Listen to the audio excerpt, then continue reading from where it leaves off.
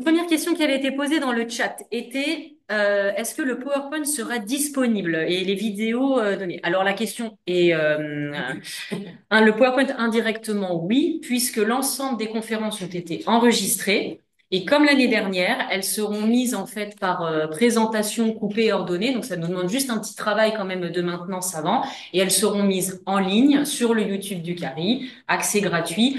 Voilà, l'objectif étant de l'avoir là et dans un second temps de pouvoir le. Donc là, on garantit pas tout de suite l'envoi immédiat, mais de le mettre également avec des sous-titres pour les germanophones. Voilà. Donc ça devrait arriver quand même un tout petit peu plus tard. Voilà. Ça va pas être fait avant Noël. Juste là, chaque chose, on a le dénombrement. Donc voilà. Ça, c'était un premier point pour nous.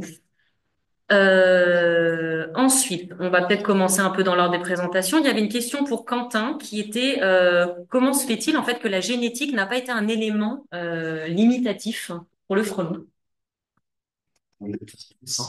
Oui, mais je répète, je ne sais plus. Donc, tout ce que tu peux dire que ça a déjà été mis et que Non, c'était dit, ça c'est dans la présentation. Il faudra regarder les vidéos. voilà, mais la question avait été posée et en fait, bah, comme on dit, le frelon n'est pas très sujet à la consanguinité, à tout ça, et donc, bah, pas de bol, ça marche pas. Il y a une autre question qui était pourquoi ne pas importer en UE des abeilles asiatiques qui sont finalement déjà adaptées à Vespa velutina. Alors que nous, on sait tous pourquoi, mais c'est peut-être pas évident pour tout le monde. Alors, le problème, déjà, ce serait le risque on va dire, enfin, c'est la introduction d'espèces exotiques et tous les pathogènes qui vont avec. Et l'autre souci, c'est que il faut savoir que les abeilles asiatiques ont tendance à être abandonnées pour l'abeille européenne, parce que malgré les pertes du frelon de l'abeille européenne en Asie, ils font beaucoup plus de miel. Enfin, je sais pas exactement une quantité, j'ai oublié, mais c'est 3 ou 4 fois plus de miel avec des pistes différentes, malgré les pertes de frelon. Oui, mais après, il faut voir si c'est du vrai miel ou du faux miel. C'est un autre débat. On fera une autre conférence sur la fraude du miel, mais à chaque jour ça peine. Ouais, c'est bon? Ok. Ensuite, il y avait une question qui était qu'est-ce que le jus de cirier? Tu en as parlé et voilà, pour expliquer ce que c'est. Le jus de cérier, en fait, c'est quand il est fait à base des cadres de corps de ruche, enfin, les vieux cadres de corps, on fait fondre avec un petit peu de miel, on va fermenter et on extrait dans le jus, on réfute, et on utilise ça comme appareil, donc ça permet d'avoir toutes les odeurs de ruche, d'abeille, c'est un additif, qui a un raison s'il n'est pas assez fermenté, qui reste plein d'abeilles. Très bien.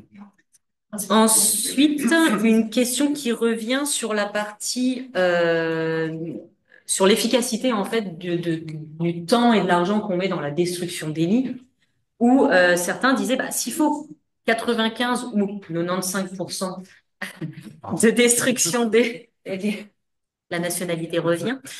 S'il faut donc 95% de destruction des nids pour une vraie efficacité vraiment notable, dans ce cas-là, bah, si finalement on se rend compte qu'on a du mal à avoir de l'efficacité, est-ce qu'il n'y aurait pas d'autres choses en fait qu'on pourrait conseiller aux politiques dans lesquelles investir pour aider le secteur à lutter contre le frelon? Alors là, je te demande le côté voilà scientifique français. C'est un petit peu ce que j'ai expliqué à Toussaint, c'est que finalement, alors, la destruction des nids, ça ne sert pas pour les Oh, rejets. il est vraiment casse-couille, ce gars. Vous n'avez pas coupé votre micro, monsieur.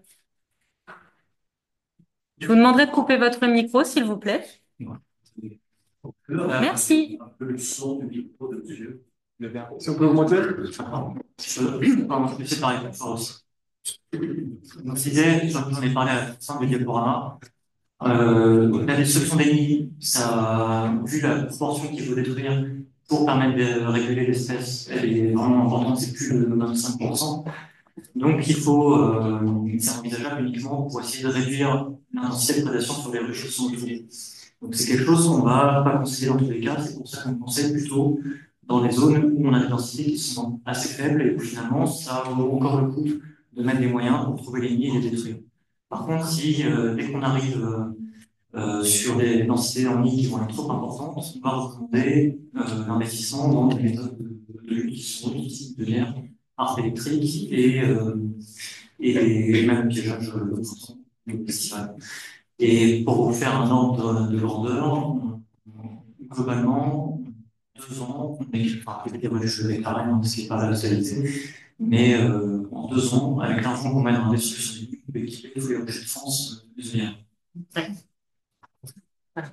Donc pour reprendre, c'est pour ça qu'en fait la région wallonne avait dégagé 2 budgets exceptionnels cette année et l'année dernière via le cabinet de l'agriculture, puisque c'est considéré comme un problème d'agriculteur, donc c'est l'agriculture qui prend en charge, qu'on soit d'accord ou pas, c'est un fait. Et c'est pour ça qu'en fait, ils vont investir notamment avec le CRA dans leur recherche pour, voilà, nous vous former, vous montrer comment devenir autonome, comment vous équiper, comment l'utiliser. Voilà, ils ont compris. Enfin, voilà, en Wallonie, il y a quand même eu cette compréhension au niveau des politiques qu'il fallait aider les apiculteurs à se former et à devenir autonomes et à s'équiper. L'année dernière, on avait quand même un représentant du SPW, une personne. Alors, il n'y a pas de représentant cette année du SPW. Il y avait une personne qui devait venir en présentiel, mais qui malheureusement n'a pas pu se libérer. Donc voilà, qui nous a envoyé un message, qui s'excusait, qui n'était pas présent. Parce que quand même, il y a quelque chose. Nous avons lu un article dans l'Avenir, il n'y a pas tellement longtemps, donc sur les informations pour la saison 2025. Et à la fin de cet article, il était indiqué, pour la 3e fois, c'est une petite musique qu'on entend sans arrêt. La participation financière du secteur a été abordée, mais rien de concret n'a été proposé. D'accord, rien de concret, mais on entend cette petite musique à longueur de temps. Alors évidemment, moi, je pense qu'on a besoin d'être défendu à ce niveau-là.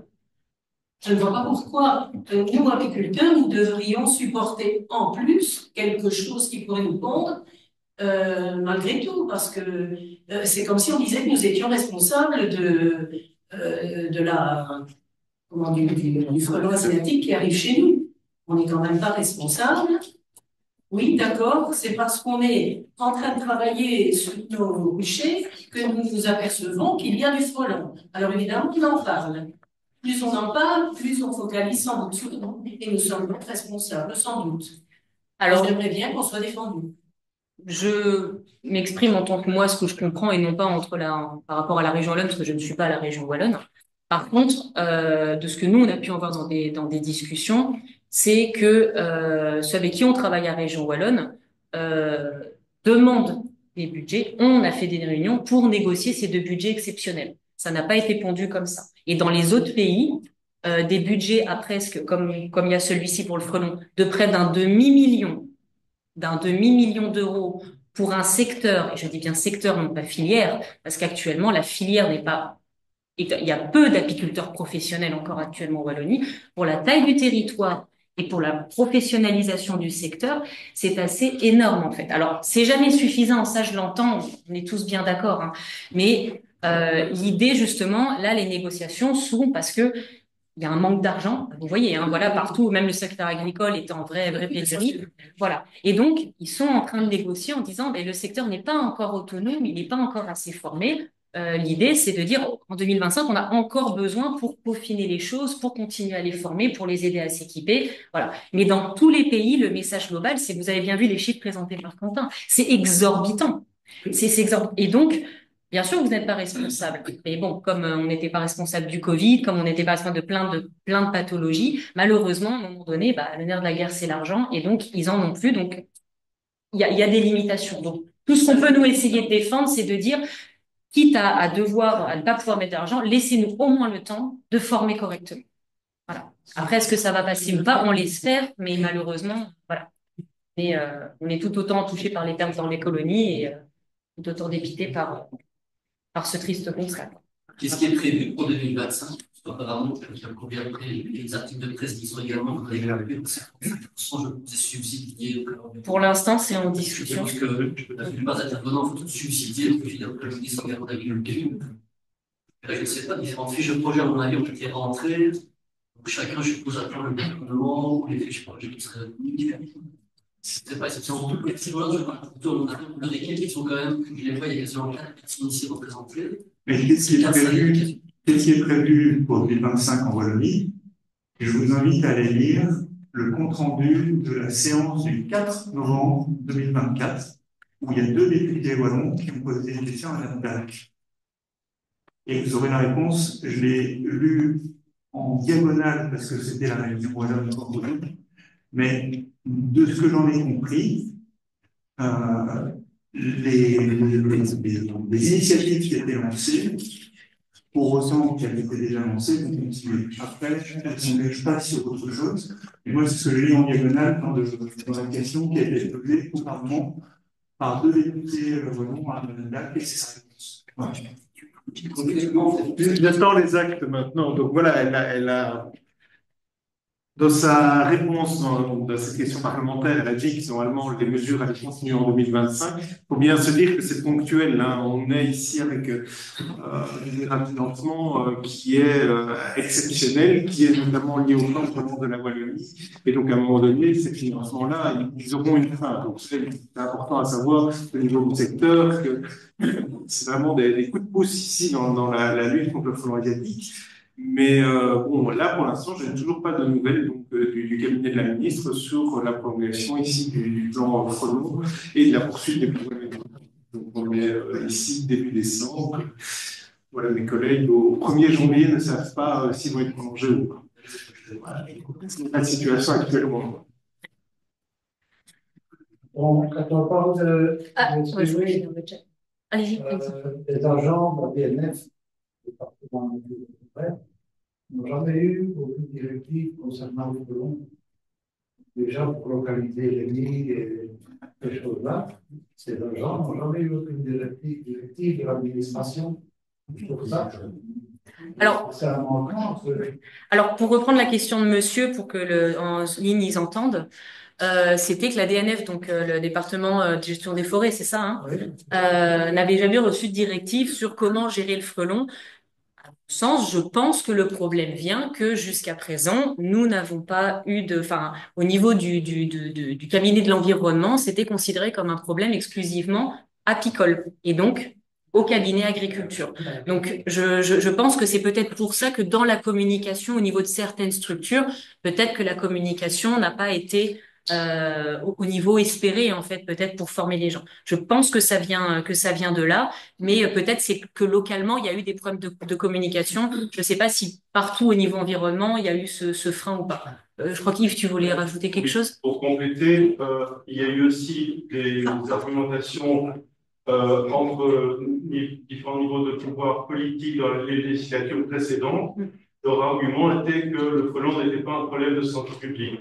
Et puis à ce titre-là, enfin, sauf si on disait ceux qui sont plutôt des spécialistes, il n'y avait pas de raison d'intervenir pour la destruction des nids, sauf dans ces cas particuliers. Donc c'est quelque chose qui fait polémique maintenant. Oui, voilà. Alors, je vais reprendre un peu les questions du chat. Il y avait une dernière question pour Quentin, après il y en a pour un peu les autres structures, où on demandait, existe-t-il des chiffres comparatifs de mortalité, par exemple, varroa versus frelon? Parce qu'on sait qu'une colonie qui peut être affaiblie va être peut-être plus sujette à être, on va dire, sensible à un autre facteur environnemental, comme de la pénurie de ressources, mais aussi le frelon. Est-ce qu'il y a des chiffres comparatifs là-dessus ou d'interaction? Je n'en connais pas, mais... Non, et là, c'est ce qu'on avait essayé de faire dans notre atelier dans Chine. Et justement, on avait toutes ces informations-là, mais comme le frelon s'y est pas plu, on n'a pas donné le frelon. Et là, ce n'est pas d'autres endroits où on a aussi des possibilités sur les facteurs où je donne des outils. C'est bien dommage. Ils n'aiment pas le Poitou-Charentes. C'est dommage, c'est une région sympa.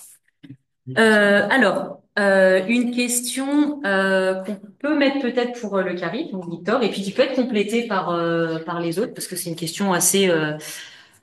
pas polémique, mais qui donne à variation selon les contextes, en fait. Donc, je rappelle, à chaque fois, il y a une variabilité environnementale qui fait que cette question, elle est pas, vous n'aurez pas la réponse miracle, qui est, pour la muselière à grillage, quelle est la taille idéale de maille? Voilà, ça les fait tous sourire. Donc, effectivement, c'est une question de polémique. Bien, c'est un peu de but sur la muselière, parce qu'il dit que le frelon occasionne du stress pour les colonies, donc c'est de maintenir une certaine distance de la colonie. Donc, pour ce faire, en fait, si on a un maillage de 12 mm de carré, eh bien, on arrive vraiment bien à maintenir le frelon à distance.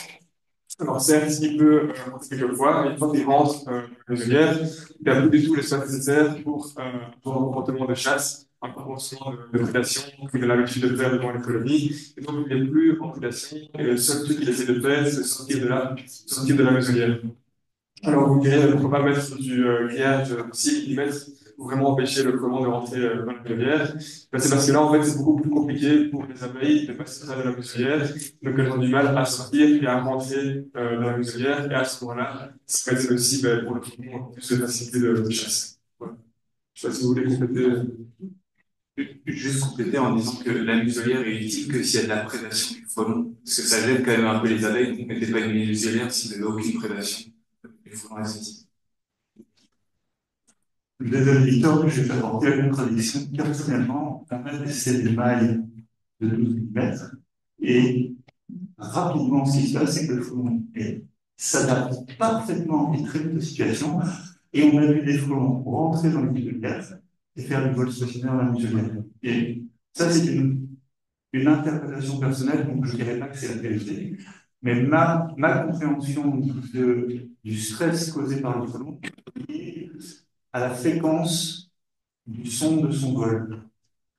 Et je pense que c'est en partie la fréquence du vol du frelon qui fait que la colonie, est-ce que c'est les communautaires sont sensibles aux vibrations, et je ne serais pas surpris que ça ait un impact. Et plus il y a de frelons devant une ruche en vol stationnaire et à proximité de la plante du vol, plus les vibrations sont fortes, et à mon avis, ça a un impact sur le niveau de stress. Ça augmente à cause de ça. Le but de la muselière, c'est finalement de faire reculer le frelon par rapport à sa proximité à la plante du vol, et donc la fréquence est moindre, et le son est moindre, et donc à ce moment-là, on a des colonies qui commencent à ressortir. Et donc, ma perception étant celle-là, et l'expérience qu'on a vue, c'est que quand il y a des frelons qui rentrent dans la muselière, ils font du vol stationnaire dans la muselière, alors ils ne sont pas à l'aise, je suis bien d'accord, s'ils n'aiment pas laisser ça se ça c'est très clair. Mais ils font du vol stationnaire, et à ce moment-là, on a un niveau de vibration qui est juste à la plante de vol, comme on dit. C'est pire que mieux si on laisse rentrer des frelons dans la muselière, sans faire en sorte qu'ils s'en meurent. Et donc, c'est pour ça qu'à Bruxelles, la dimension des mâles, c'est 6,5, et il y a du grillage chez Nico qui fonctionne très très bien. Les abeilles ont effectivement un petit peu de mal à rentrer et sortir, mais si on fait des adaptations avec des vis qui écartent la muselière de 6,5 mm, on a des abeilles qui montent et qui descendent et qui rentrent et qui sortent de la muselière par la face avant. Et à ce moment-là, on a une partie de la toxicité pour les abeilles qui sont plus embêtées par la muselière. Mais ça, c'est notre expérience et la manière dont on fait les choses. C'est pas une vérité absolue. Est-ce que dans ce cas-là, ça serait pas, pour relancer un peu le débat, on sait qu'à Bruxelles, la densité est extrêmement élevée, hein, vous voyez bien, près du rucher école, il y avait l'année dernière, je crois, dans un 3 km, près de 87 nids qui ont été trouvés. Donc, on est dans une densité extrêmement élevée. Est-ce que la taille de maille ne serait pas finalement quelque chose qu'on adapte en fonction de la hauteur de pression? C'est-à-dire, vous êtes dans un rucher où vous avez un ou deux frelons, peut-être que vous pouvez vous permettre un maillage un peu plus aéré parce que s'il y en a un qui rentre, la pression n'est pas telle. Mais si vous êtes dans une zone véritablement très mise sous pression, là, effectivement, le risque qu'il y en ait qui rentrent et qu'il y en ait plusieurs est peut-être supérieur. Et dans ce cas-là, diminuer la maille, c'est une question. Est-ce que ça serait pas modulé? Ben, je pense effectivement la même chose. Avec un témoignage ici de Léo, du nord de Paris, qui me disait qu'il avait laissé au début donc, la muselière à grillage, c'est très bien. Mais qu'au fur et à mesure en fait, que l'appellation augmentait, qu'ils se sont envoyés par le frelon, ils ont tellement abandonné la muselière à grillage et ils ont opté pour la muselière à tube. Ça, c'est leur témoignage. Et je pense qu'ici, en Belgique, avec la façon qu'on connaît aujourd'hui, les frelons asiatiques, on a encore des bons résultats avec la muselière à grillage. Effectivement, on pourrait essayer de jouer au niveau du maillage, du grillage en fonction de la prédation, de l'utilisation. Et maintenant, une petite question pour Maurice, par rapport à ce que j'ai dit tout à l'heure. Est-ce que tu as remarqué que le frelon est en prédation dans la muselière? Est-ce que le frelon arrive à capturer les abeilles comme ça? Ouais. Ah oui, enfin, il y a deux choses. Un frelon qui est en vol stationnaire ou qui fait du vol latéral devant une ruche à l'intérieur de la ruche, on n'a pas atteint l'objectif qu'on voulait, qui était de réduire le stress. Donc là, on a loupé l'objectif. Et effectivement, sur une maille de 12 mm, tu as des frelons qui attrapent les abeilles quand ils vont pas directement se servir sur la planche de vol. Parce que comme il y a le tapis d'abeilles, des fois, ils vont même se servir directement là. Une fois qu'ils ont attrapé une abeille, sur une maille de 12 mm, le frelon ressort avec sa proie, il va se poser au calme à 10-15 mètres, il dépiote l'abeille, et puis il part dans le retour.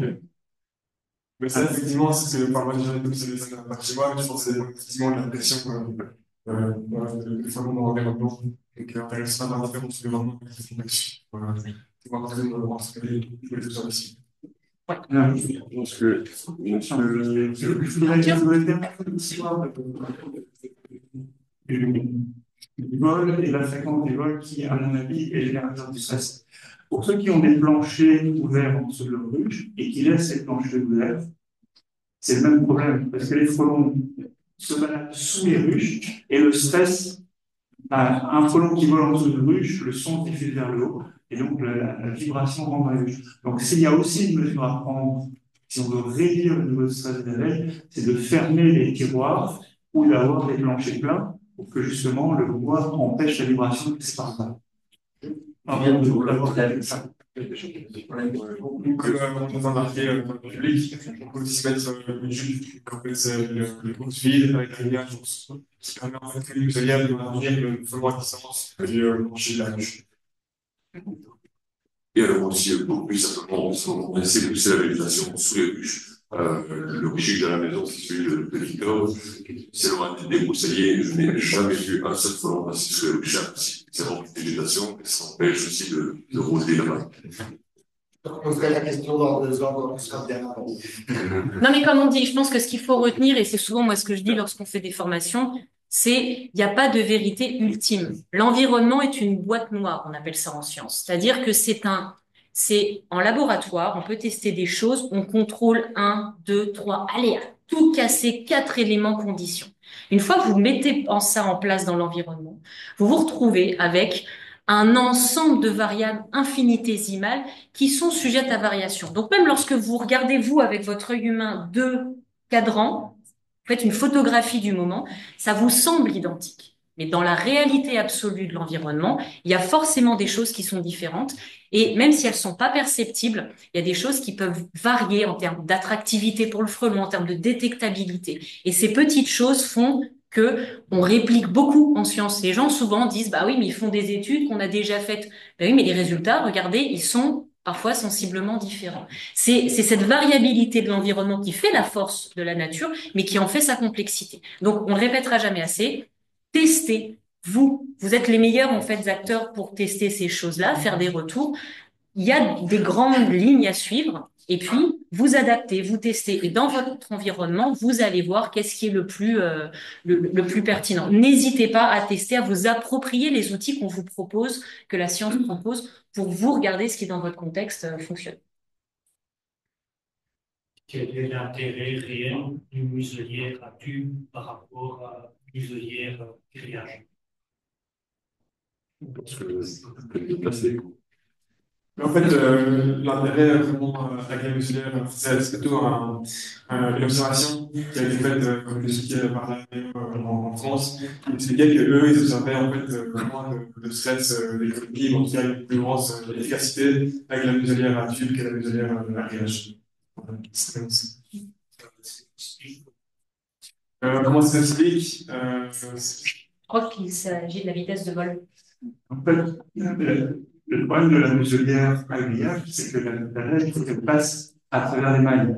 Et même une maille de 6-5, il y a des abeilles qui passent très facilement au travers, il y a des abeilles qui ont du mal à se faire parce qu'elles n'ont pas d'appui, parce que c'est petit, trop gros, enfin, voilà.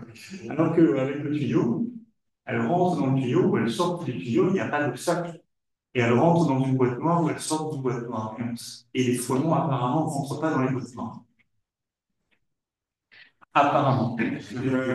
Et alors, si on regarde les muselières à tube, en fait, souvent, au début, on a développé les muselières à tube, il y avait un seul tube. Donc, un des reproches qui avait été fait par rapport à ça, c'est que le flux d'abeilles était mal régulé. En fait, il y avait un peu d'embouteillage, des abeilles qui sortaient, des abeilles qui rentraient. Donc, on pourra observer sur la muselière, la petite ici, ou celle qu'on présente notre table du Cali, il y a deux ouais.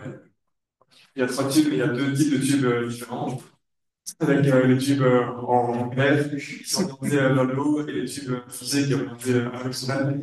Et donc, c'est intéressant là-dedans, c'est que les abeilles, quand elles sont présentes sur la commande d'envol devant la ruche au niveau de la muselière, eh bien, elles vont voir grâce au sel, la lumière, donc elles vont être attirées et sortir préférentiellement par les tubes verts orientés vers le ciel, par le soleil. Et par contre, quand elles rentrent dans plutôt un environnement comme la ruche qui est obscure, donc elles vont préférentiellement avancer par le tube milieu. Donc, ça permet de mieux gérer les flux d'abeilles, penser sortir, pour pouvoir raisonner les bouchons en pleine, enfin, au moment où il y a des grosses d'abeilles. C'est souvent dans ces instants qu'il y a encore des abeilles importantes pour une valeur de la processus d'abeilles. Et donc, voilà, c'est aussi ce qui est fait par là. Et je prends des vidéos, évidemment, comme vous les verrez, d'ici 100%. Évidemment, c'est pas 100%, mais c'est quand même assez impressionnant de voir qu'il y a des flux entrants et des flux sortants. Et alors, pour continuer sur les muselières, il y avait une question dans le chat ce matin qui était, est-ce qu'on a déjà expérimenté en fait les muselières de type vénitienne en Wallonie et sinon, est-ce qu'il existe des retours sur son utilisation? Donc, les types de muselières type vénitienne, c'est des muselières qui ont été développées aussi par la AVO et qui sont des muselières avec des grillages de ventilation. Donc, pour permettre vraiment aux abeilles de passer entre deux petites grilles horizontales qui sont parallèles sur la muselière. Mais la AVO eux-mêmes ont décrété que c'était pas assez efficace comme dispositif. Et donc, voilà, c'est pour ça que ça peut être introduit parce que ça. Voilà. Ok. Alors, je finis juste avec les questions du chat, pour comme ça, parce que c'est des questions qui datent, les pauvres, ils attendent depuis la matinée. Et après, on vient dans la salle. Par rapport donc au CRAW. Ou alors, je vais passer d'abord sur le groupe F, parce que je sens qu'après le CRAW, ça va lancer tout un flux d'autres questions. Donc, on va se la jouer stratégique. Groupe F, est-ce que vous envisagez un test en fait d'efficacité mais quantifié, répliqué sur l'utilisation des muselières par exemple de type Fernando? Ou est-ce qu'il y a déjà eu des études qui auraient pu tester ça? On n'a jamais fait de test comparatif avec les muselières de type Fernando, du style on met des muselières sur certaines ruches, on met pas des muselières sur d'autres ruches, on met d'autres types de muselières. Ça, on n'a pas fait. Parce qu'en fait, quand on a vu des frelons dans nos ruches, notre objectif, c'est de protéger les ruches. Et donc, on a protégé les ruches et on s'est rendu compte que ça fonctionnait. Et donc, on a promu la généralisation de ce type de muselière. On n'a jamais vérifié si certaines muselières étaient plus efficaces que d'autres ou pas. Enfin, oui, enfin, on a testé. Fernando a deux utilités. Elle a le don de repousser le stress et de capturer celles qui osent rentrer. Voilà. Alors, j'allais lui dire. Donc, le but du muselière Fernando, c'est effectivement de repousser les frelons loin pour que la vibration et le stress ne se rencontrent pas. Et l'autre chose, c'est que ceux qui veulent, les frelons qui voudraient rentrer dans la ruche, ils vont pouvoir essayer de le faire. Mais si on utilise des muselières Fernando, il faut les couper avec un réducteur d'entrée. Parce que sinon, on va avoir des frelons qui recherchent du miel, qui vont rentrer dans la muselière, qui vont rentrer dans la ruche, et qui, quand ils vont sortir, vont se faire piéger par la muselière. Mais ils ont quand même été dans la ruche et ils ont cessé la coller. Donc le but, c'est quand même de limiter le stress et de piéger ceux qui chercheraient du sucre. Alors, ça peut être soit des ouvrières, soit en cours de période où les fondatrices sortent du nid et font leur rôle de fécondation, on capture aussi les fondatrices aussi. Et donc, on réduit le nombre de fondatrices, parce qu'il y a quelques fondatrices qui vont essayer d'aller du sucre avant de rentrer en ménopause. Donc, les gîtes, tout à fait. Donc, on n'a pas fait de test, parce qu'on a considéré que c'est efficace. Voilà. Ok. Et alors, la question pour le CRAW, tu vas voir pourquoi j'ai attendu. Donc FixMax Suite qui est en train d'être implémenté, d'être mis en place. Et il y avait une question. Est-ce que FixMax Suite, il fonctionne également pour le monde, pour des communes limitrophes, Wallonie, Flandre notamment? Actuellement, c'est uniquement Wallonie. Le test, je ne sais pas si FixMax Suite fonctionne aussi en Flandre. Ou s'ils ont des pieds ballons. À Bruxelles, À Bruxelles, oui, sûr. Mais je ne sais pas s'il y a un FixMax Suite. Donc pour l'instant, on n'est pas sûr en fait qu'entre Bruxelles et la Wallonie, donc et, la Hulpe par exemple, donc cette zone en fait là, on n'est pas sûr que ça soit c'est pas un gap on va dire un trou dans la voilà, un trou dans le Chili quoi finalement. C'est une espèce de zone un peu blanche qui soit là. Donc s'il y a d'autres Est-ce que l'application peut également se généraliser également par rapport aux citoyens? C'est qu'actuellement, c'est uniquement les agriculteurs qui ont accès à l'application. Actuellement, le citoyen qui télécharge l'application, c'est proposé également espèces invasives, frelons. Je pense que ça a aussi une peur qu'il n'y ait pas d'action de se transférer. Parce que souvent, les citoyens ne savent pas non plus ce qu'il y a d'agriculteurs par rapport à leur maison dans de kilomètres. En soit que lorsqu'un agriculteur, il vient vers lui, je vais poser la question, tu tues quelqu'un et tu peux déclarer un nom, mais s'il ne connaît pas le milieu, il est un petit peu désemparé, je veux dire. Ou alors c'est une volonté justement de dire, effectivement, en tant que privé, enfin, pas trouver un autorisateur et paye pas, au début, c'est lui qui paiera son. Ah, ça fait, c'est aussi.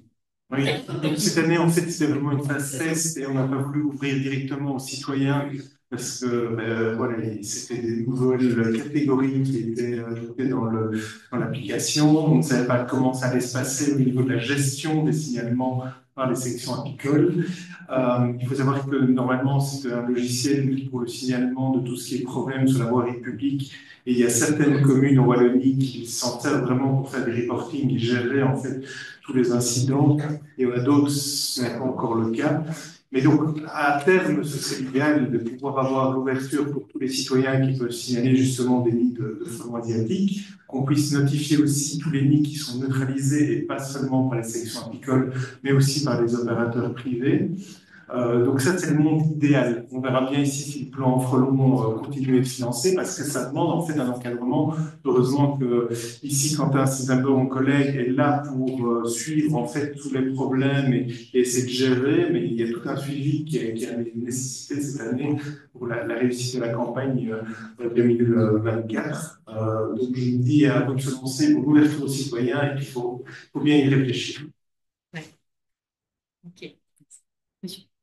Oui, j'ai deux observations. La première concerne la concomitance de Varroa avec l'impact du frelon asiatique. Je pense qu'il est évident qu'en colonie, au mois d'octobre-novembre, est affaibli à cause du Varroa. On va avoir un impact plus important du frelon. Et personnellement, j'ai remarqué que le frelon n'entre dans les ruches que quand la colonie est vraiment, vraiment affaiblie. Et j'ai remarqué qu'une fois que le frelon rentre dans la colonie, c'est terminé. Vous pouvez voir que vous ouvrez la colonie, il y a presque plus personne là-dedans.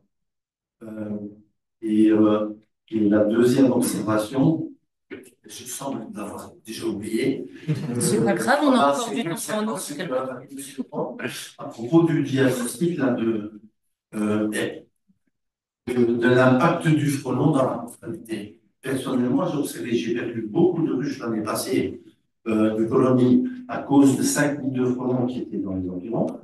Et au moment où j'ai ouvert ces colonies, j'ai attribué à la présence du frelon, j'avais un frelon par minute au mois de octobre autour des colonies qui dévoraient. J'ai fait des comptages très assidus.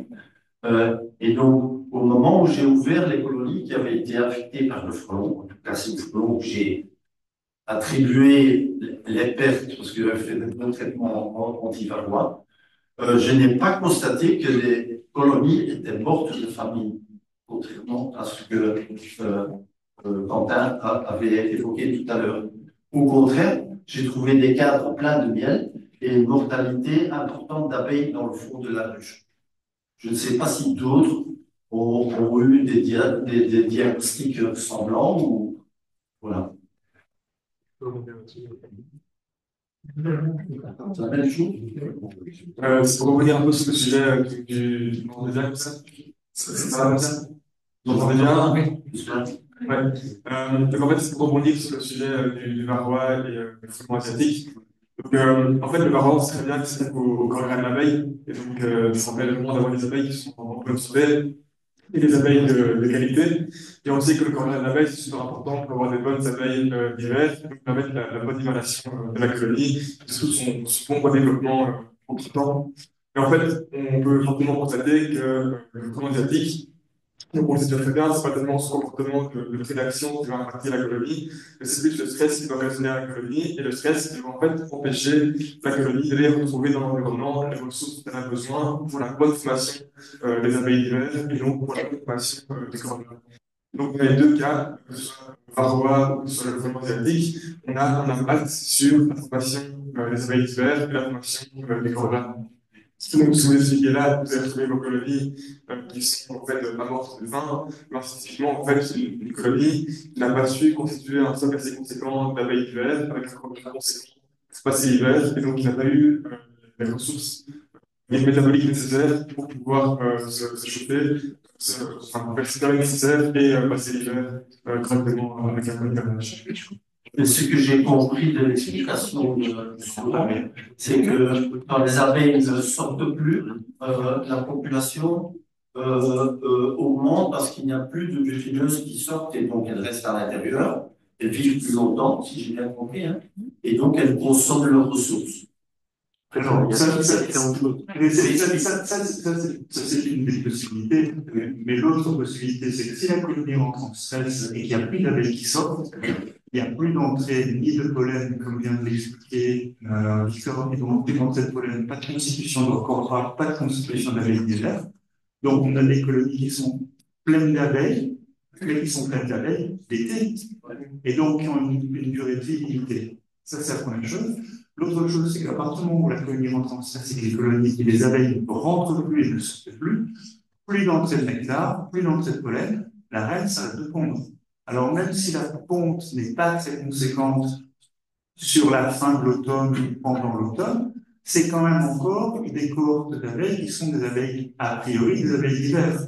Donc vous vous retrouvez avec une colonie forte, pleine d'abeilles d'été, avec des abeilles d'hiver qui ne sont pas très très bien formées, qui n'ont pas les ressources en vitellogénie suffisantes. Et qu'est-ce qui se passe? Toute la colonie meurt quasi en même temps. Et on se retrouve avec une colonie où il y a très peu d'abeilles ou plus du tout d'abeilles. Et elle meurt fin octobre, début novembre, jusqu'au 15 novembre. Il y a par famille, non? Non, pas par famille. Pas par famille, simplement parce que vous n'avez pas d'abeilles d'hiver. Pour qu'une colonie passe l'hiver, il faut qu'il y ait des colonies qui aient des corps gras. Et en grande quantité, il en faut entre 10 et 15 000 environ. Et si ces abeilles ne sont pas nées, n'ont pas été élevées par la colonie, parce que la colonie était en stress et qu'elle n'a pas pu aller chercher les ressources pollen à ce moment-là, vous n'avez pas une colonie qui se passe l'hiver. En fait, vous aurez des réserves, notamment en nectar. Pardon? Vous aurez des réserves, notamment en nectar, mais vous aurez des abeilles qui n'utiliseront pas les réserves parce qu'elles auront une qualité moindre et elles mourront prématurément, en fait. D'où des mortalités très fortes, des colonies qui collapsent alors que vous avez encore des réserves. Et c'est là, après, que les frelons, quand ils rentrent, ils peuvent vider parce que eux, ils vont exploiter, c'est des opportunistes, hein. Donc, voilà. Mais vos colonies, le problème, c'est ce qu'on appelle un carry-over, un effet décalé dans le temps. Le stress du frelon va se propager sur les semaines qui suivent, puisque c'est à cet instant-là que vous allez bloquer la régénération des futures ouvrières à venir. Et donc, dans l'immédiat, vous pouvez avoir beaucoup d'abeilles, mais 3 semaines, 1 mois plus tard, boum, comme dit Victor, comme dit Quentin, en fait, c'est après. Donc, ce ne sont pas des choses en opposition, ce sont des choses, en fait, qui finissent par s'enchaîner. Donc, c'est pour ça que vous pouvez trouver des colonies qui périclitent, avec quand même présence de réserve, mais à un moment donné, ça. La population ne suit pas. Si je veux rajouter un élément aussi, c'est qu'on a parlé du fait que le stress empêchait les colonies d'aller chercher le pollen nécessaire pour les bonnes abeilles d'hiver. En fait, le stress en lui-même diminue déjà aussi la métallogénie et le corps de l'abeille. Le stress a un impact sur ces quantités de travail. Une abeille qui est stressée, une abeille qui ne va pas bien, ne pourra pas développer un bon potentiel de. Alors, des éléments aussi que je voulais ajouter à tout ça. J'ai beaucoup de développeurs sociaux. Souvent, en fait, il y a un stockage de ressources qui se passe aussi dans les individus en tant que tel. Et tout ça, souvent, quand on vient en tant qu'instructeur, on pense souvent aux ressources de miel qui sont stockées dans les rayons. Donc, on pense que c'est les seules ressources de miel qui sont intéressantes pour le colonie pour pouvoir passer correctement l'hiver. Mais en réalité, il y a aussi tout ce stockage de pollen sous forme de chorographe dans les abeilles, auquel il faut être extrêmement attentif. Et c'est là-dessus qu'il y a un impact qui va avoir et du frelon aussi. Donc voilà, et un bien ça aussi. Merci. Anne? Vous avez rapporté les observations d'un agriculteur qui n'est pas du tout un fantaisiste et qui parlait plus lentement, plus fort. Et qui avait des ruches à Bruxelles et d'autres dans la région de Namur. Il se faisait vraiment ennuyer par le frelon à Bruxelles. Il a déménagé ces quelques ruches, les a amenées dans son deuxième rucher et là, il a observé que les frelons, moins nombreux, mais qui venaient visiter ce rucher-là, s'attaquaient en toute grosse préférence aux ruches qui venaient de Bruxelles. Donc, il n'a pas ramené les frelons de Bruxelles. Mais il s'est demandé si les frelons qui visitaient les ruches ne déposaient pas une odeur qui attirait les autres. Donc, le phénomène dont vous avez parlé au sujet des frelons brillants, est-ce que ces observations ont déjà été rapportées, ce type d'observation a déjà été rapportée? Donc, savoir si en fait des colonies qui auraient été attaquées par du frelon dans une région, si on les déplace ailleurs, pour au cas où ils n'aient pas entendu, c'est plus sujette à se faire attaquer, même si on les déplace ailleurs, par un potentiel marquage du frelon. Donc, Quentin, je ne sais pas si tu as... Cyril. Peut-être qu'il faudrait bon, en marquage du frelon, on a aucune preuve de ça, mais on ne peut pas affirmer ça. Par contre, on a quand même tendance à voir que le frelon attaque beaucoup plus souvent les ruches faibles. Parce que quand vous avez une énorme activité, quand vous avez des centaines et des centaines d'abeilles qui sortent d'une ruche, le frelon fait moins que dans le moins à l'aise. En fait, donc je sais, mais on a quand même tendance à voir plus souvent sur des ruches un peu plus faibles qui sont sur les hautes que sur des ruches hyper fortes. Donc il suffirait que les ruches qu'il a ramenées de Bruxelles soient un peu plus faibles. Et voilà, on a discuté, ça reste un opportuniste, donc certains regards, cette trop d'activité, il va avoir de la facilité.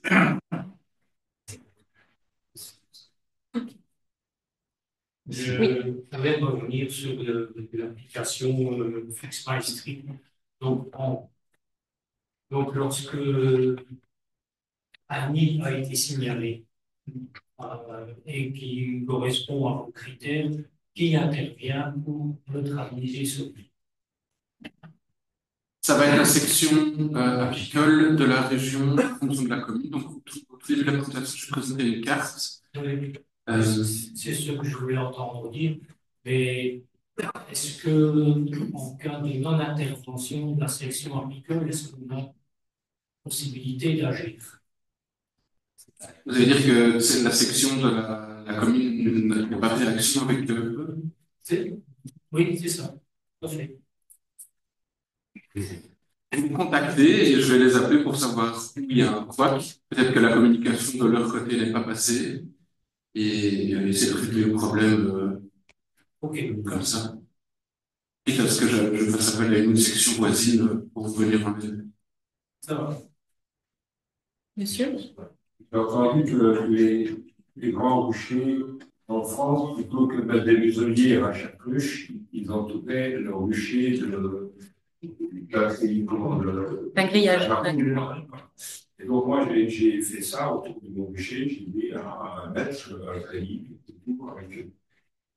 Bon, je ne sais pas exactement si ça fonctionne bien, parce que j'ai pas complètement de frelons, pas j'en ai pas vu. Mais je me dis que peut-être que si ils sont déjà gênés à un mètre avant d'arriver à la ruche, que ça peut être intéressant. Est-ce que c'est une bonne idée ou... On n'a pas testé rigoureusement, mais on a quelques cas de l'agriculteur qui a inventé la muselière. Il avait une voisine qui était polonaise et qui avait une roulotte dans laquelle elle mettait ses ruches, une façade grillage. Il a testé en mettant un grillage, et suite à ça, ils ont fait des cabanes grillagées.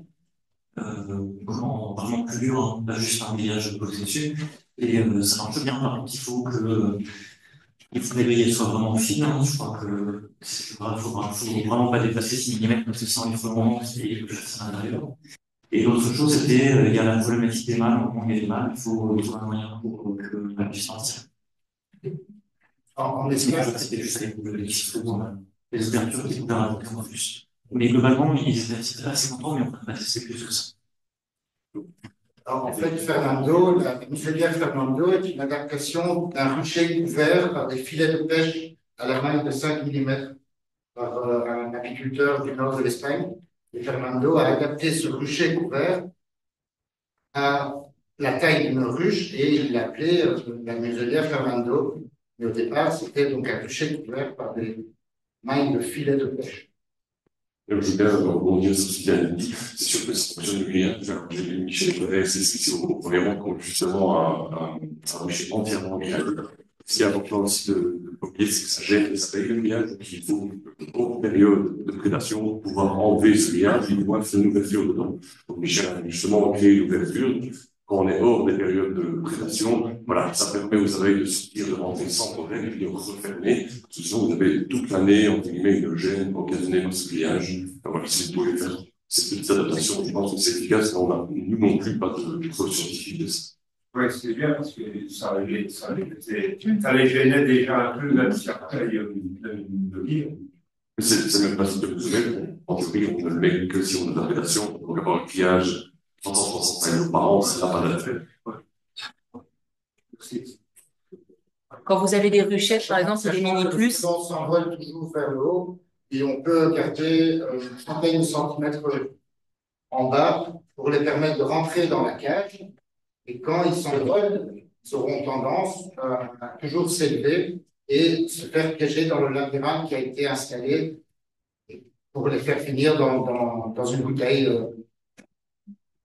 C'est ça qui a été adapté à la muselière Fernando. Moi, d'amis, de connaissances en France qui l'ont testé, ça, le côté un peu mettre des filets. Certains, par exemple, mettaient aussi des appuis sur lesquels ils mettaient un filet, en fait, que ce soit temporaire, et notamment dans le cas parce que, par exemple, sur un rucher, vous pouvez avoir des ruches, vous pouvez aussi avoir des ruchettes et des mini plus. Donc, si vous équipez de muselières vos ruches, vos mini plus et vos ruchettes, elles vont passer un moment d'enfer parce qu'elles sont plus petites, donc forcément moins vivaces. Pour lui, c'est le gnou faible de la savane. Donc, c'est un trade-off, hein, c'est un coût-bénéfice. Si elle est plus faible, il va aller dessus. Et donc, dans ceux qui ont parfois des ruchers d'élevage, comme ça, un peu, s'ils doivent se déplacer, ils font ça notamment autour de mini plus ou de ruchettes parce que c'est trop compliqué pour eux d'adapter à autant de petites structures. En plus, elles sont en polystyrène, donc ils peuvent pas visser, donc c'est pénible. Il faut faire un socle qui demande d'être soulevé avec la mini plus ou la ruchette, donc ça demande du matériel en plus. Donc moi j'ai déjà vu ça où ils mettent ces filets parfois amovibles et donc pour notamment des parties de ruchers d'élevage, ça peut être une solution qui permet quand même de les mettre en avant. Après, comme on dit, il n'y a pas d'études, voilà, mais en tout cas ça peut pas être néfaste. Dans le chat, il n'y a pas de nouvelles questions. Est-ce qu'il y a d'autres questions? Au niveau de l'application qui sont inscrites, on comprend bien l'intérêt de signaler un nid observé, mais peut-être un intérêt de signaler un rucher attaqué. Et bien, en fait, l'intérêt de signaler votre rucher attaqué, c'est pour qu'on neutralise un nid autour de votre rucher, on doit savoir où il se trouve. Et donc, on intervient à partir du moment où il y a un nid autour du kilomètre du rucher. Mais si on ne sait pas où se trouve votre rucher, on ne pourra pas intervenir. Donc, il n'y a pas intérêt à signaler qu'il y a un rucher attaqué si on ne sait pas où il est. Ça n'a pas vu aussi. Ben, l'un ne va pas sans l'autre. Vous pouvez. L'autre ne va pas sans l'un. Oui.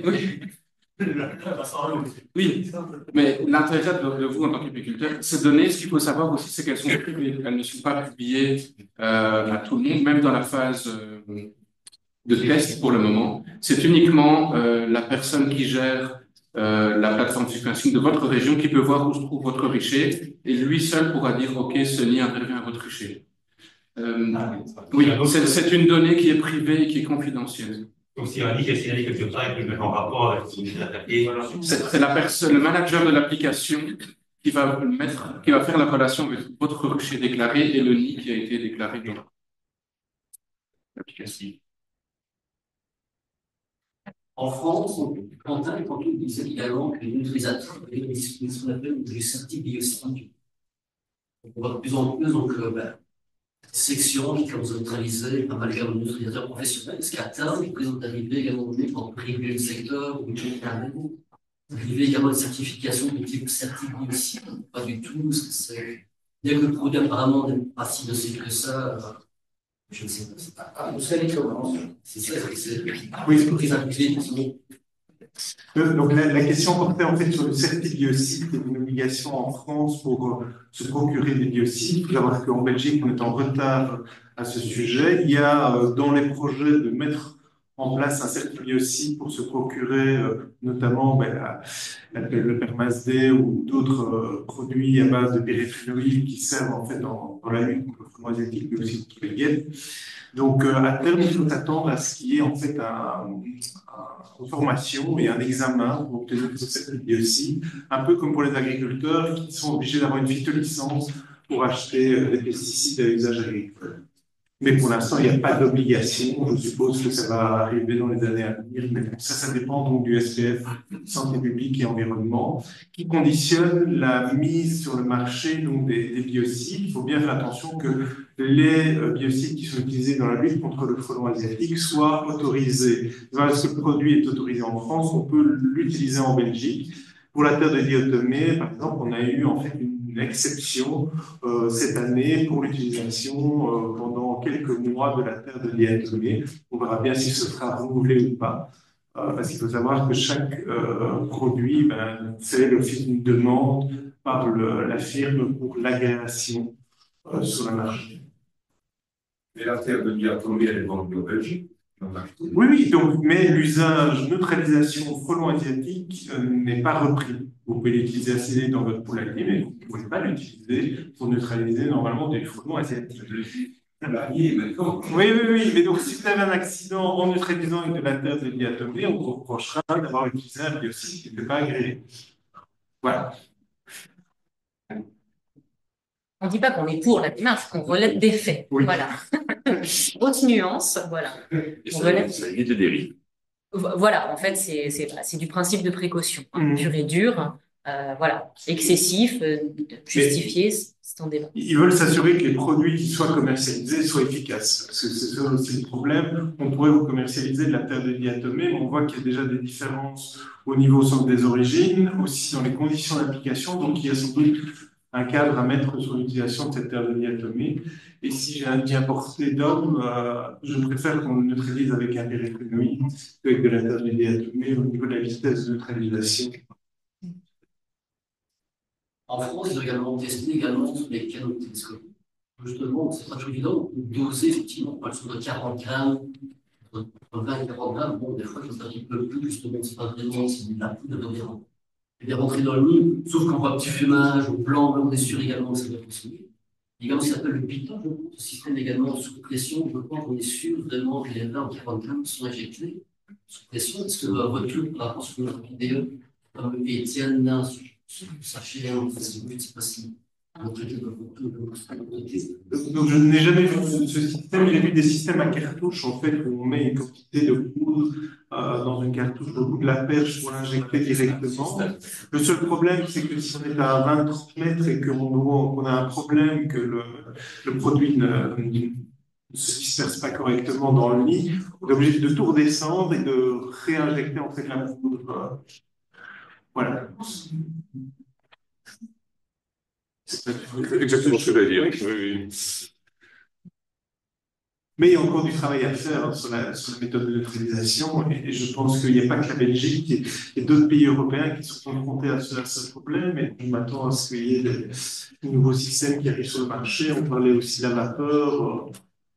Et il n'y aura sans doute pas une technique de neutralisation, on devra se continuer suivant aussi l'urgence de la neutralisation. Et on pourrait le voir, voilà, les nids qui posent problème pour la santé publique, on ne tergiverse pas, on intervient avec des insecticides. Et pour des nids qui sont plus hauts, moins dangereux, là on peut avoir des méthodes plus lentes pour la neutralisation. On surveille pas mal aussi ce qui est fait côté Allemagne, parce qu'en Allemagne, par exemple, ils ont interdiction d'utiliser la moindre molécule. Voilà. En fait, avec le frelon européen, ils n'ont pas le droit de mettre en place la moindre mesure par rapport à ça. Donc, ils n'ont pas le droit d'utiliser ni terre de diatomée, ni pesticides, rien. Donc, en gros, ils essaient d'aspirer. On avait vu ça avec Florian d'une conférence où on avait été à Wissenbach, donc près de Saint-Vith, en section germanophone. Ils avaient invité donc un Allemand, un chercheur, qui justement en fait essaie de développer quelque chose pour aspirer. Donc, les Allemands sont vraiment confrontés au problème parce qu'ils sont démunis. Il n'y a pas d'autorisation, il n'y a pas de dérogation non plus.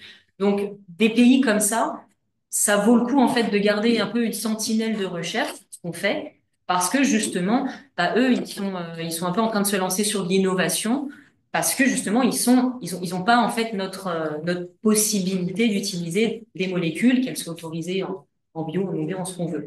Donc voilà, ça s'active un peu partout. À un moment, il va finir par émerger. Et puis, quand la science trouve quelque chose, comme le disait Quentin aussi derrière, bah, il faut-il encore, après, qu'il y ait des entreprises qui acceptent de se lancer, on va dire, le défi, de dire, bah, voilà, j'investis dedans, parce que c'est des gros investissements, pour le commercialiser, pour derrière. Il y a une prise de risque pour ces entreprises et toutes ne sont pas, voilà. Donc après, il faut trouver la partie commerciale qui accepte de mettre en place ce que la recherche semble avoir trouvé aussi.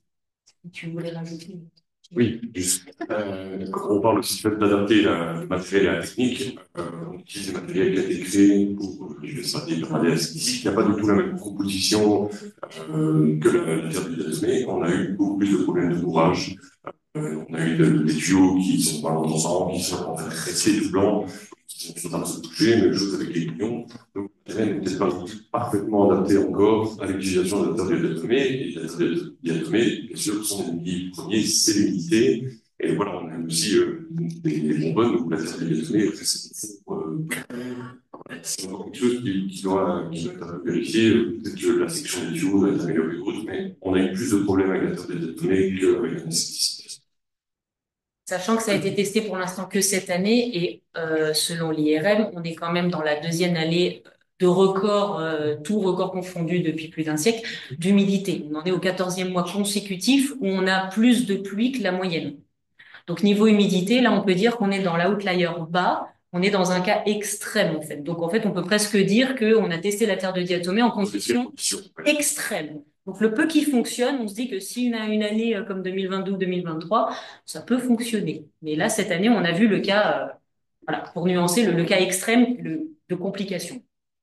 Les arbres également avec, finalement, parce que les arbres aussi sont sensibles à l'eau et l'électricité. On a discuté justement de ça le Rossmann, c'était le problème. La plupart des arbres viennent souvent d'Espagne, d'Italie, des modèles qui sont faits sur des lieux secs, disons, par le soleil. C'est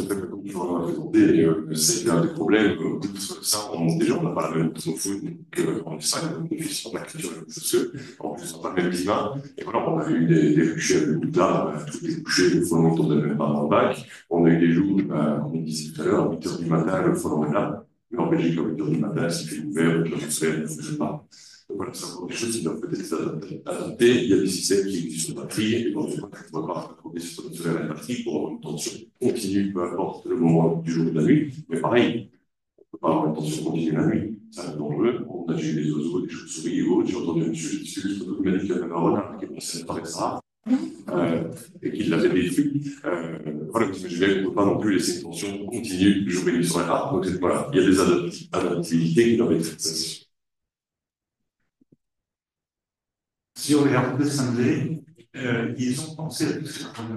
Oui, il existe des boîtiers qui permettent de combiner un panneau solaire, une batterie et le fait qu'on passe en nuit et qu'à ce moment-là, la tension coupe.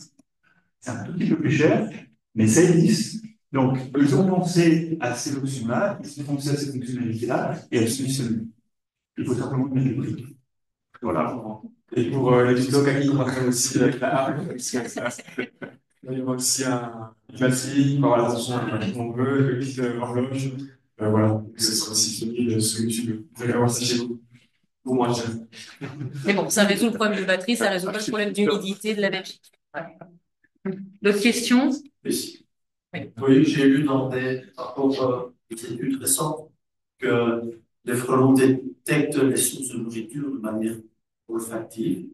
Pour les ruches, il s'agit principalement du miel et du pollen, et aussi les odeurs de ruches, les cadres, les gaufres, etc. Est-ce qu'il existait des études ou des expériences d'apiculteurs ayant trouvé des odeurs répulsives ou des odeurs qui brouillent le pistage de ruche par les frelons? Personnellement, j'ai essayé, par exemple, avec la Thalésie, en accrochant des bouquets de Thalésie devant le football. J'ai pas pu vraiment contrôler, mais ça sent très fort. Est-ce que d'autres personnes ont des expériences ou est-ce qu'il y a des études à ce sujet? La bouse de vache, ça marche bien. La bouse de vache? Ouais. La bouse de vache autour des ruches, en fait, ça camoufle l'odeur des ruches. Mais il ne faut pas le mettre trop près parce que bon, le miel.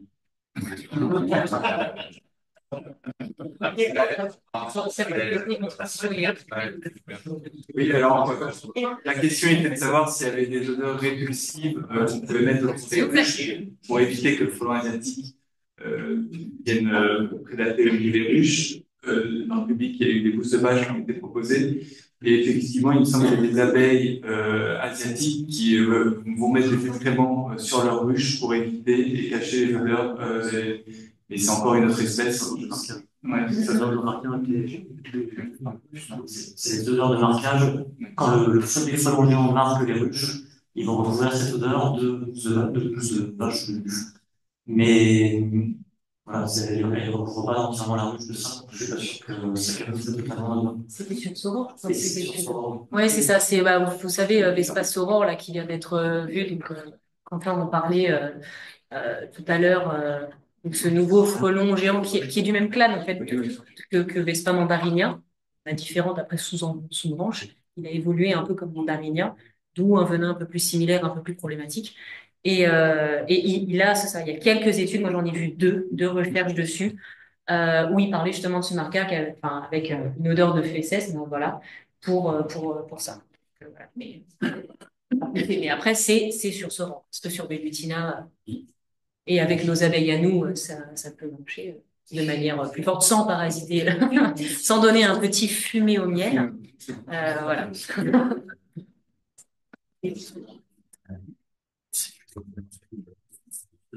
Alors, j'ai un commentaire sur le chat qui dit qui parle de la tente merci. Voilà, qui dit certes qu'il est fragile, mais d'expérience en tant qu'apiculteur français enfin chez des apiculteurs français et lui-même, donc je ne sais pas de personne, qui a priori avait donné satisfaction et qui avait a priori pas observé de capture excessive d'abeilles. Ou de mortalité à l'entrée de la ruche. Voilà. Donc il y a des retours un peu positifs, peut-être effectivement, comme on dit, selon le contexte, qui permettent de nuancer. Oui, c'est tout à fait ça. Nous, on est scientifique, donc on l'a juste testé sur 2 ruches, donc on ne peut pas s'attendre à avoir des résultats vraiment fiables. Nous, on a eu une mauvaise expérience, mais c'est peut-être nous qui l'avons mal attaché, etc. Donc on pense qu'il faut les solidifier un peu plus, que ce matériel est un peu léger, et peut-être qu'on a eu beaucoup de vent sur nos ruches aussi. Ce qui dit c'est fragile. C'est peut-être ça. Nous, on a eu des mauvais résultats, mais c'est pas pour ça, c'est des résultats préliminaires qu'il ne faut pas continuer et que ça marche pas. Développer la tente et l'améliorer. Ils ont déjà fait une deuxième version, je pense, à Pitron, de cette tente. Et donc, on va pas s'arrêter là et on va espérer que ça marche. Mais en tout cas, nous, on a eu des résultats peu concluants en Wallonie. C'est pour ça qu'on ne conseille pas ceux qui nous écoutent ici en Wallonie pour l'instant. Par contre, s'ils ont des bons résultats, de nous les faire revenir et de voir comment améliorer cette tente ou si ça marche très bien sur notre bûcher pour nous.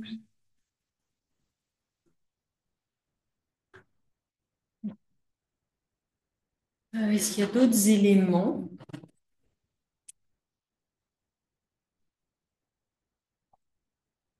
Non? Non, je pose la question parce que je suis surprise. Nous sommes un tout petit peu en avance. Je me dis que peut-être j'ai autre chose.